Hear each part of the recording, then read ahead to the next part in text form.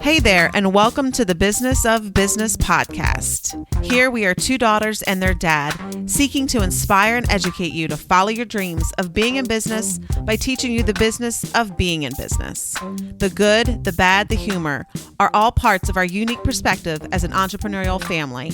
Thanks for joining us. So grab a coffee, turn up the volume. Here we go. Well, hello, everyone, and welcome back to the Business of Business podcast, Two Daughters and Their Dad. I am your host, Staci Joy Dempsey, and the J is very important because it brings the joy. And as always, I have the dad and the daughter with me. Say hi, guys. Hi, everybody. Hello, everyone. And we are very, very, very excited because today we have our very first guest with us on our podcast here, Kolby Kutz. So welcome. How you doing? I am doing so good. Thank you for having me. Yeah, thank you for being here. Absolutely. So we already kind of started to have a small conversation beforehand. So before we kind of get into our questions, Jen, I wanted just for you to introduce Kolby to our listeners. I am so excited that Kolby is here today. I've known Kolby a long time. We went to high school together. We have shared the interest of the beauty industry really for many, many years. A long time now. And I think what I appreciate the most is every time I ask, you always show up and support me since the beginning. Right. You came to the salon when we first opened. When you opened your barbershop, I showed up for you. So yes, you did. There's a lot of love in this room. It is. So I'm excited for you to just share your story, where you started, where you are now. The one thing that I want to know that I don't think I've ever asked you. Okay. Uh-oh. Have you? Say? Because, and I'm going to let you introduce yourself, of course, but have you ever done anything else other than barbering? Like, have you ever had, when we were younger, did you work at McDonald's? That's very funny you said McDonald's specifically. I worked at McDonald's for like 2 days. I'm so serious. I was already trying to get my hands in the barbering industry. I obviously was still in high school, so I was cutting after school, things like that. But it was in a very early stage. And actually, McDonald's was the first job I ever applied for. They had like a little group interview on like a Saturday morning. Actually, you know what? Now that I remember the day, it was right before Logan Day. Okay. It was like a Saturday morning. I was just worrying about meeting my friends at Logan Day to go have fun. Yeah. They had this little morning group interview. I went. They ended up calling me for the job. I was like, okay, I guess I'm working at McDonald's now, whatever. Right. That didn't really last long at all. During the time that I remember that I had got hired, a few days later they were going into like a new manager, and I remember I just took that as like, all right, this is my way out. They don't even know me anyway. And then the new manager, my mom had got in contact with him, and I remember after school one day she was like, go talk to the new manager. He says you can come back, and where he just wanted to talk to him, I'm like, all right. So I go up there after school one day. And I'm talking to the manager. He was like, I had to talk with your mom, and she told me she really didn't think that you wanted to come back too much. And I was like, I don't. I told him straight up like that. And then my mom didn't know that was my plan, that I was going to be that transparent with him. But I was honest. I was like, yeah, I really don't want to be honest. And he was like, I can't keep you here. And I was like, all right. I turned around. I went back home. So I told my mom what happened. and that was that. But besides that, same thing happened a few years later. It was for a small period of time. I was in a transition between shops at the time. I worked a temp job. Another thing that lasted for like a few days. And I just was like, this is cool, but I was like, I know this ain't gonna last long, so I'm not even gonna get comfortable here. And I didn't quit, but like I said, it was a temp spot, and I was still, doing my own business at home, whatever. And that following week, they had filled a position with somebody who was temp to hire anyway. So I was like, okay, cool. They don't need us no more. So I'm not going back. But honestly, that was the only experiences I had with other jobs other than, being self-employed in the hair industry. Wow. And, here we are 15 or so years later. Wow. Yeah. So tell us a little bit about your business and how it started and really anything you want to share with us about your business. Well, my salon is Symmetry Unisex Hair Studio located on Kings Highway, 1406 Kings Highway in Swedesboro, New Jersey. I'm a co-owner with my partner. She's a beautician as well. Her name is Erica. Me and her been working together now for about 10 years.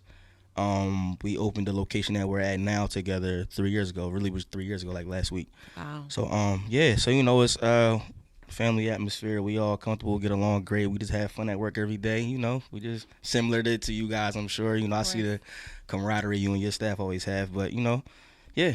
That's great. And so just so that people have a reference, where your shop is located is really in a very bustling area now in, South Jersey. Yeah. And so what does that kind of feel like being in an area that at one time was not so great, then kind of has really become very bustling with restaurants, places, shops, obviously get your hair done, get your cut and things like that. So what does it kind of feel like to be in that area? Because I know that, obviously you grew up in the area as well. I really love like to see where the area is now. Like you said, I really grew up there from the time I was pretty much born. That was the area that I grew up in. And I remember just being a kid in the area, specifically where my storefront is at.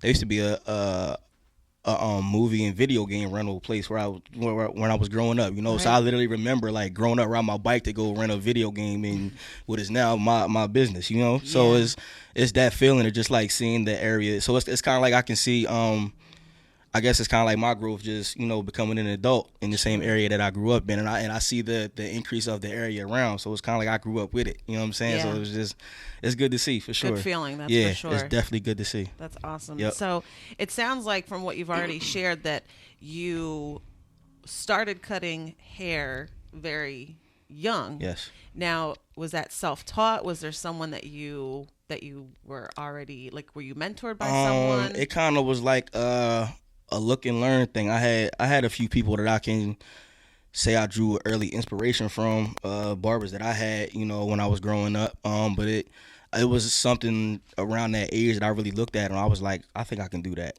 And then as soon as I started, I just never stopped. Right. And I was like, I am pretty good at this, and that was it, But I literally remember having them thoughts, watching people cut hair when I was a kid, I think I can do that. Right. And then, once I got my own hands on it, I was like, I can't do this. Okay. That was that. Now, say when you say look and learn, now this is the long before YouTube was a thing where you could Google and YouTube, right? We're still in that area of, we can't just Google something or watch a YouTube video. Right. So, you say look and learn. Was that just you going to, get your hair cut and you just feeling like, you know what, this is a real strong That's exactly interest what it for was. me? That's really? exactly what it was. And a cousin of mine, I remember being home one day and I was like, I was at my aunt's house and her and her husband, they had went somewhere and left me and him home for home not long before a little bit. And I was like, and he kind of just was down with whatever idea I had anyway. I was just like, and his dad had a few pair of clippers. I was like, yo, I'm about to cut your hair. He was like, all right, I don't care. And I mean, obviously I wasn't the Kolby Kutz I am now, but to my surprise, we did it. We both was like, okay, this is all right here. So I was like, okay. And that was young. That was before I even started to do it continuously. I mean, I was a kid. I might have been 11 when I did that. You know what I'm saying? But just to our surprise, he was like, yo, this ain't that bad. And I was like, you know what, it's not. Yeah. And then, a few years later, when I really, like I said, got into it for sure, I was like, yeah, I think this is it for me right here. And then you were also cutting hair through high school. Mm-hmm. Okay. All through high school. By the time I really knew I wanted to take it serious, it probably was sophomore year. And, going into sophomore year, then from there, that pretty much was my job on out. So taking it serious, it was, what does that look like that you were like, I'm all in, this is what I'm going to do every day, all day? I mean, after school, I was like, I'll get the homework later. I got hair to cut. Wow. That got me in trouble a little bit, Yeah, my mom, that was my form of punishment, when I was a good kid, but I really wasn't the best student on paper, just to be honest. Yeah. But if I brought home a bad report card or progress report or something, my mom was like, okay, you can only cut hair on weekends. I was devastated. Oh my. Yeah. Devastated. She took my cell phone. I was like, okay, cool, whatever. Punishment for you can't play video games, boom, boom. Okay, I'll get through that. She told me I couldn't cut hair. I was like, wow. That hit the heart. Yeah. What I'm going to do now, Wow. So, Kolby, let me Yes, ask you, sir. so now, obviously you then went on to go to school, right? Because you have to be certainly Absolutely. licensed. Yep. Now, did you do that right out of high school? Right after. Cosmetology school was pretty much my college. I went to Gloucester County Institute, the vocational, but I took the adult classes right at the school. So I was working in shops by then, so I was cutting during the day.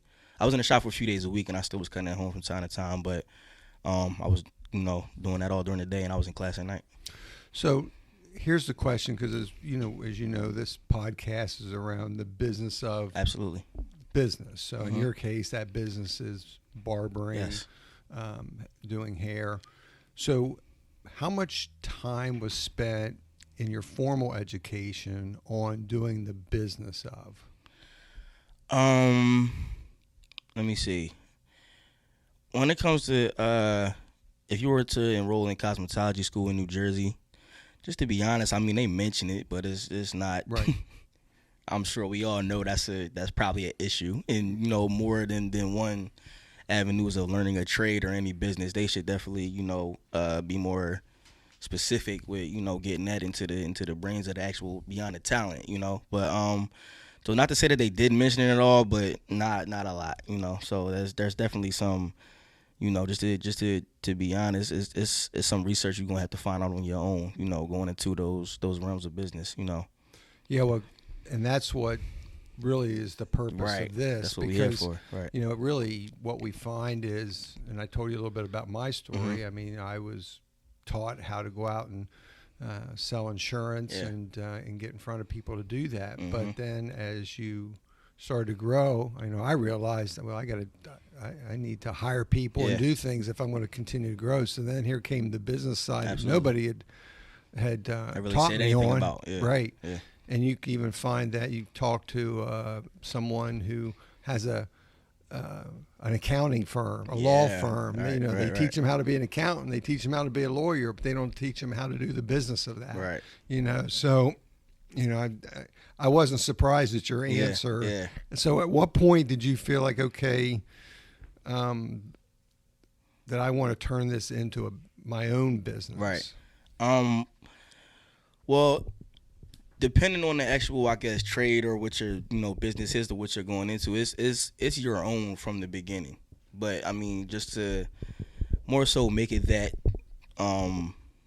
I guess officially or legally, it's like I said, there's some things you're gonna have to find out, like right after hair school, whatever it may be, or whatever, like I said, whatever the trade institute may be.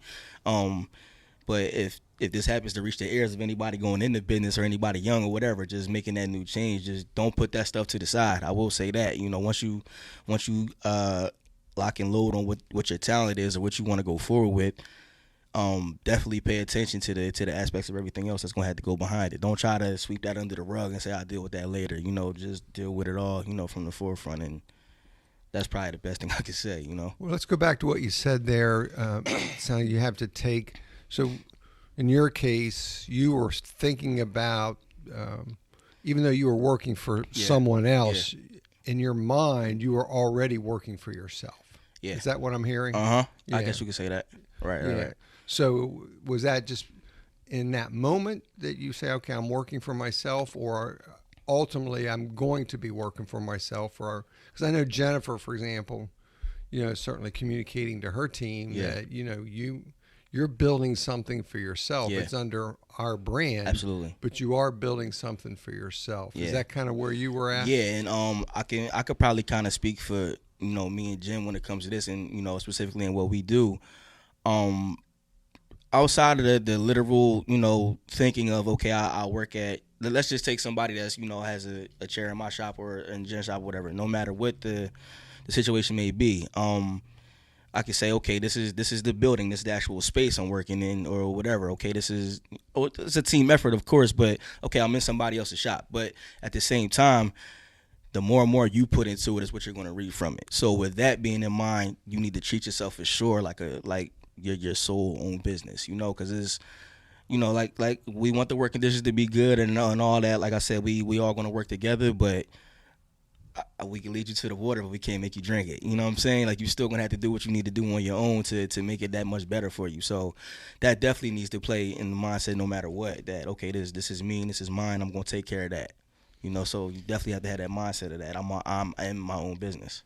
Sounds like you, even from the very beginning, that you always kind of branded yourself as yourself, even if you were in someone else's space and shop and chair and whatnot.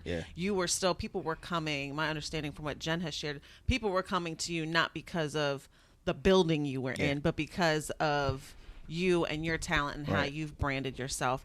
Is did someone ever talk to you about branding yourself, or has that just kind of been the mindset? I mean, kind of where have you gotten this insight from? Because I think that, from our experience, people want to do their own business, but they're still in that potentially that employee mindset until they maybe become, say, an official LLC, or legal, or however you want to call it. Right. It sounds like, like I said, our experiences have been people say, well, I'm not my own brand until I do X, Y, and Z. So did someone how did you come about that mindset, and how have you chosen to really brand yourself? I don't think that's a great question. I don't think how can I say what I'm trying to say? I kind of fell into it a little bit, I guess I can say. And I probably didn't realize it till later on. Kolby Kutz was a nickname.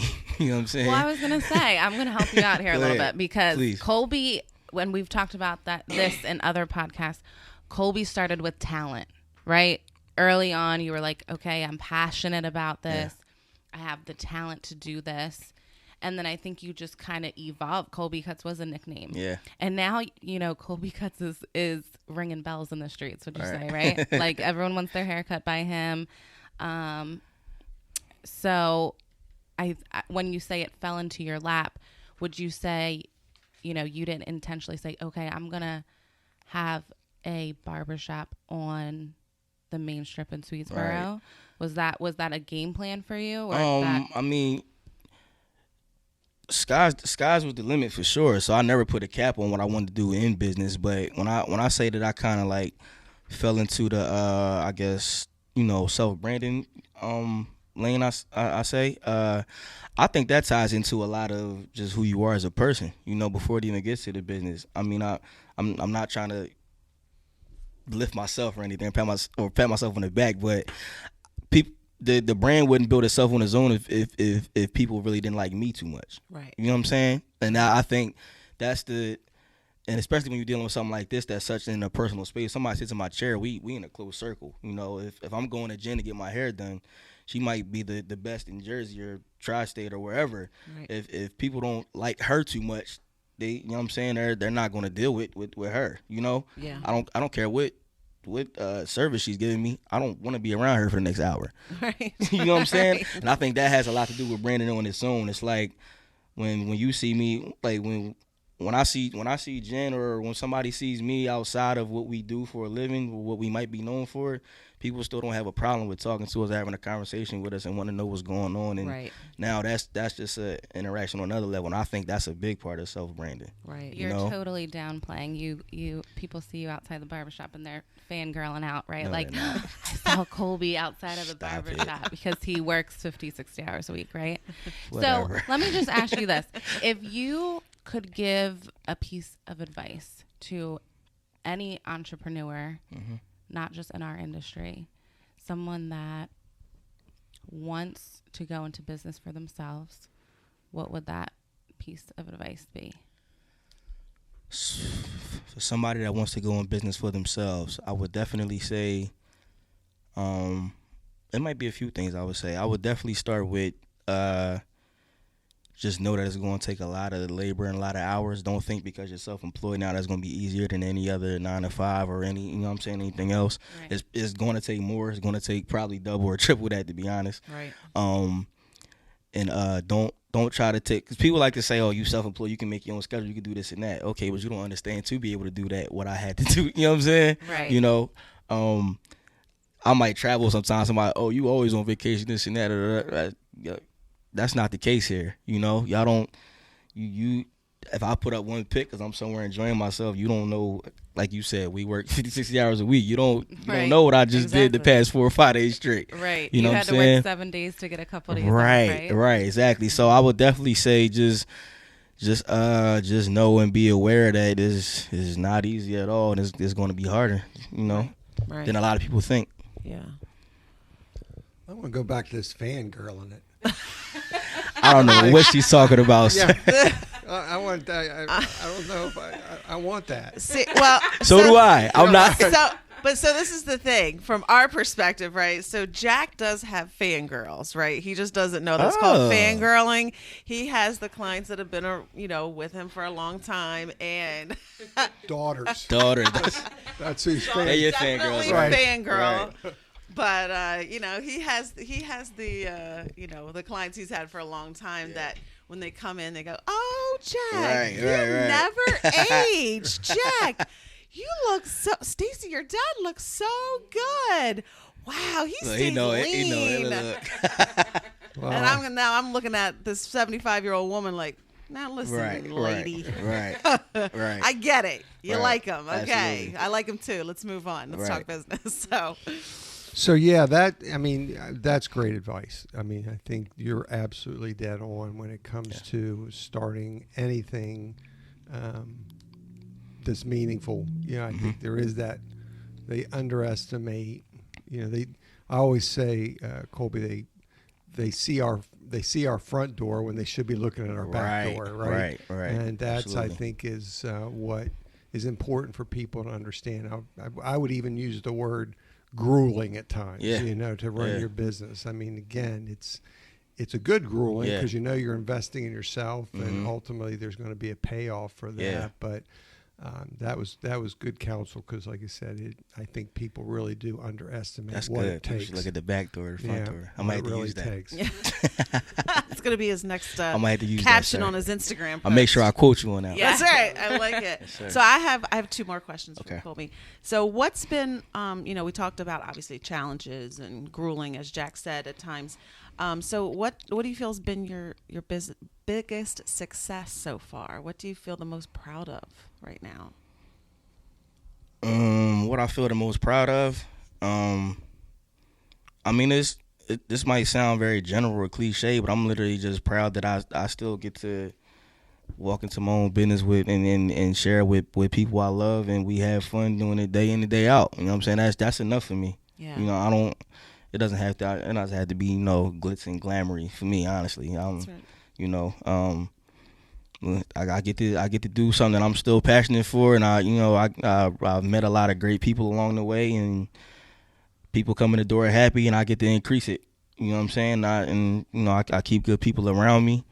People that's well mannered, well spirited, and they just we just always feed off each other, and that's what I'm most happy of. I can't really complain. That's what I'm happy about. You know what I'm saying? I would agree. I think we see a lot of people every day. Yeah. And would you agree? I talk to a lot of people that absolutely hate their job. Like, true. I cannot believe I'm stuck in this job doing what I'm doing. Absolutely. And when you're passionate, right? Especially how we are in the hair industry, it's like, I can't even believe it's a lot of work. Yeah, I was about to say, don't get it wrong. It's still work. Like, I still have my days. I'm like, I want to go home like the next person. Right. But with all that being said, I'm still, that the fact that I can control it, and it's something, like I said, I'm just so grateful that something started off as a talent that I recognize, and I'm even grateful for finding it. You know what I'm saying? And wanting to, go forward with it. And I can literally live. I'm living a life that I'm not mad about off of something that was a talent. Not a lot of people can say that. That's exactly right. There's people that play balls, people that rap, or musicians or something that could probably attest to that at some point. But everything has its challenges. But like I said, I really can't complain. And for that fact, I'm happy about that the most. Awesome. Last question. Mm-hmm. Your mom used to put you on punishment to only be able to cut 2 days out of 7 days. So what's your mom say now? We laugh about it now, but that literally was, she had to get me where it hurt. Yeah. I mean, she's proud of me. You probably see my mom on my every now and then. My mom's on my Instagram story. People love her. She comes in my shop all the time. She's the shop mom, really. Yeah. She come in. She does her way of feeling involved. She comes in and she does my salon towels for me. So she comes in, she gets all the towels, go wash them, bring them back. She goes in the bathroom like, oh, you need some more toilet paper. You need some. So she does the motherly thing. Okay. In the shop. So my clients love her. Everybody loves her. They call her Kimmy Kutz. My mom's name is Kim. Okay. So it's I love her, man. Yeah. So she's not mad. No, not at all. Okay. I was gonna say. So Kolby, let me ask you another question before we wrap up. Mm-hmm. one of the things that we talk about, and we're actually going to be moving into that in an upcoming episode, is, like you said, there's going to be very challenging times, very challenging days in your business. And we talk about the difference between the how and the why. Right. So how to do, your craft, and how to do it very well. But what we usually find is that when those tough days come, that how doesn't really, help. Right. What you need is a strong why. Strong why why. am I True. here? Why am I doing this? So, again, we know we're hitting you off the cuff, but if someone asks you that, and why are you doing this every day? What would be your response? I think everybody can probably figure out their own personal why, but I think all of our whys come back to kind of the same thing, and that's always our purpose. And a big thing with purpose that I think anyways, purpose always comes back to somehow how it affects other people. And in a lot of businesses, it's always that's pretty much what business is. Like I'm not gonna say all of them, but 9 times out of 10, a lot of businesses come back to some sort of service you're giving people and how it makes them feel. Like with me specifically, I would say that's my why. Trust me, I got my days where I don't feel like getting out of bed. I got a long day at work, this and that. Then I get to work and somebody's having a worse time than me, and I'd have made that day. Yeah. So I would say that's my why. How I'm affecting other people day in and day out through what I love to do. That's great. That's great. Well said. Well said. Well, I hope our listeners can feel the motivation and the inspiration that at least I know I feel in the room. So, Kolby, I don't think we could have asked for a better first guest. Listen, this I'm happy to be here, man. I'm excited for you guys. I'm gonna be listening. Well, thank you. Absolutely. Yes. Share and subscribe. Of course. But no, thank you. Really, we really do appreciate you taking the time out to come and be here with us. No problem. Just everything you shared has just been absolutely phenomenal. Thank you so much. Thank you, and thank you to our listeners. Yes, as I said before, make sure you subscribe and share. And until we see each other and talk to each other again. We want to thank you for listening today. Please subscribe so you never miss an episode. Leave us a positive review. And we want to say thank you to our sponsors, Dempsey Weiss & Associates and J.Faith Hair Studio.